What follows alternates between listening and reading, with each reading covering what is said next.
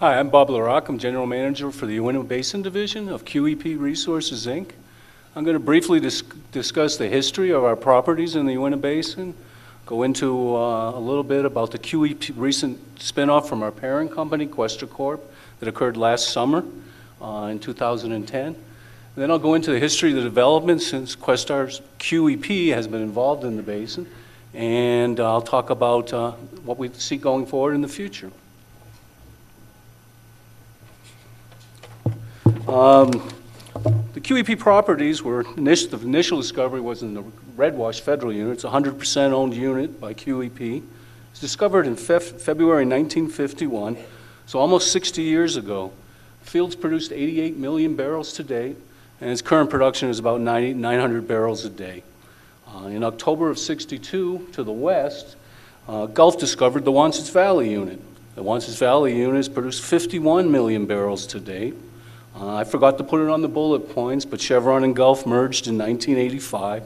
All the properties were operated by Chevron. And then in January of 2000, Chevron and Chandler Oil merged their properties to form Shenandoah Energy.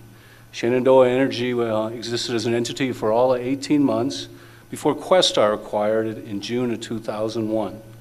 And most recently, QEP spun off of Questar Corp. This just briefly shows a spin-off where it seems QEP Resources is still confused with Questar Corp, our parent, quite a bit, especially since it's so recent. The former parent, Questar Corp, is now composed of Questar Gas, which is a retail distribution company. It primarily provides gas to the city of Salt Lake in southern Utah. Southern Idaho, excuse me. There's Questar Pipeline, which is an interstate transportation company, and Wexpro, which is the energy end of the former Questar Corp. Wexpro owns about 10 sections in the Uintah Basin in the island unit and operates about 50 wells. We are no longer a part of that corporation. We're a separately traded public company, QEP Resources. We have three subs that compose the company. QEP Energy, which is what I work for, which is the exploration and production end of the company. QEP Field Services, which is a midstream gathering and processing company. And then QEP Marketing, which markets and stores natural gas. Here's a physiographic map of the basin, and I just wanted to show the relationship of our properties. The pointer won't work for 3 screens, so I'll just discuss. We have an administrative office in Vernal. It's a small office. It's on Main Street. It's very close to Museum of Natural History. 30 miles to the southeast is our main Redwash field office, where both Field Services and QEP Energy operate. Additionally, we operate a compressor in the Wansons Valley area. And to the south, closer to Chipeta Wells and Natural Buttes, we have 2 processing plants, the Stagecoach and Iron Horse processing plants.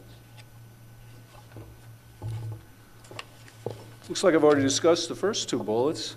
Our two subs together, Field Services and Energy, and currently employ 112 full-time employees here in the basin. We have 10 full-time contract employees and up to 20 independent contractors at any one time. That's currently. We're not drilling any wells. That'll change in a month. We'll start drilling again. We've had a hiatus for about 6 months from drilling. I'll talk about Field Services first. They operate 3 processing plants. 2 are refrigerant plants, the 24B, which is on the previous map, and the Stagecoach processing plant. We've recently built the Iron Horse cryogenic plant. Together, the 3 plants are capable of processing 495 million a day, or roughly half a BCF a day. Additionally, Field Services has a gathering system for third parties and for energy, and connects most of our wells to the processing plants. Currently, Field Services is acquiring bids to build a new 150 million a day cryogenic plant, and you should know that while Iron Horse was being constructed, up to 100 personnel at any one time are on the plant. Get some pictures for you. Here's the Iron Horse cryogenic plant being constructed. And I'll be very brief. And here's the startup, which happened the first of this year. I think the sky kind of reminds you how cold it is in January. Now the energy company, our current production, our gross production is 59 million a day, gas. Our net production is 36 million a day. Oil production, we're still 3,000 barrels a day, and that's 2,600 barrels a day. Most of our oil is on our 100% leasehold. We inject 17,000 barrels of water per day into our 6 water flood units to maintain that oil production. We operate 561 gas wells, 209 oil wells, and 93 injection wells to maintain the floods. Additionally, we have an interest in over 1,700 producing wells operated by other companies in the basin. Here's a map of our leasehold. We have 407,000 gross acres, 276,000 net acres. The yellow color is our 100% leasehold in the basin. The dark green is our joint interest leasehold, and up to the northwest, the light green is our fee ownership in the basin. I'm going to talk briefly about QEP's drilling program since the Shenandoah acquisition. I put the statistics together, and it kind of made me laugh at the number of wells we've drilled in the last decade. So we've drilled 588 wells across the basin. That amounts to over 5 million feet of drilling, or 976 miles. So from Vernal to Denver and back 3 times. In the high gas price environment of 2005 through 2007, QEP drilled 62 deep Dakota wells across the basin, 13 to 18,000 feet deep. This is very significant. We're still working that data. Much of it was in search of Mancos shale gas and all the subsequent shallower targets that are available in the basin. Previous to our drilling, I think there were 25 Dakota tests in the entire area. Since 2003, we've drilled 48 horizontal wells. We're targeting very thin carbonate limestones in the lower Green River Formation. Many of our wells are duals, so we've drilled a total of 59 laterals. The average lateral length is about 3,000 feet. Our longest is 3,800 feet. And that means we've drilled 27 miles horizontally. Here's a map of our operated wells. They're highlighted in red. You can see the bulk of our drilling is just north of Natural Buttes and south of our Red Wash unit, which is the initial shallow Wasatch development that occurred in 2001 through 2003, and then grew to the Mesa Verde, and then deeper to the Mancos and down into the Dakota Formation. Another picture, here's our Dakota test on the east edge of Red Wash unit. It's a Red Wash 0425. It's a unit 234's rig. And you can see the Red Wash main tank battery, which I'm sure many of you are familiar with. Next map shows the horizontal drilling we've done. The bulk of it has been on you can see that blob of wells that is just on the lower down dip edge of the Wanset Valley flood. This is where, when Chevron developed the field, thought the targets were too thin and down dip and wet and not productive.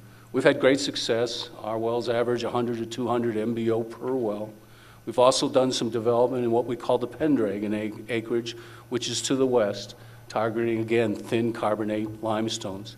They're truly 3 to 5 feet thick as our target, and we stay in zone 90 to 100% of the time for all 3,000 feet.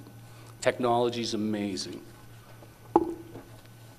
Here's Aztec 777 drilling a horizontal G1 limestone test in the Brennan Bottom area, which is just west of our Red Wash field, and it's along the Green River. For the future, we're looking at continuing the horizontal development of our lower Green River oil. We have a rig coming into the basin in 3 weeks, which will start the development, continue the development of our Mesa Verde liquids-rich gas play in our 100% owned Red Wash. To date, to initiate that play, we've re-entered 15 uneconomic Green River wells, drilled in the 50s, produced down to almost depletion, left with 7-inch casing in them.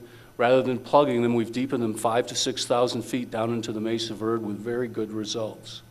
We have another rig showing up in November, and we currently plan to keep 2 rigs running through 2012 on the program. drill about 40 wells. Other operators have already discussed, typically when we have a rig running, we employ about 100 total people maintaining that rig for drilling, fracking, completion, and transporting materials. We have not given up on the Mancos Shale at all. Today it doesn't look economic at sub $4 gas prices. Right now it looks very economic at $7 gas prices, which are ways off. But technology continues to improve. We don't believe we know how to stimulate the Mancos yet, and we look to improve that. We would love to try horizontal when the price environment gets better. To date, I think the only operator that's drilled a horizontal Mancos well is XTO, and only one at the time. Field service is going to continue the expansion of gathering and cryogenic processing across the basin. There's only one 150 million cryo planned right now, but they're looking at more. We hope to grow that too.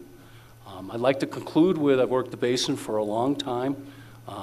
Can't remember how many times I've seen the low price environment, the comments that infill drilling won't work and the reservoirs are depleted. And the community and the reservoirs keep producing, doesn't ever stop. Keep seeing more and more potential, and the potential of the basin is still growing. I don't think it's fully ascertained yet. Thank you very much.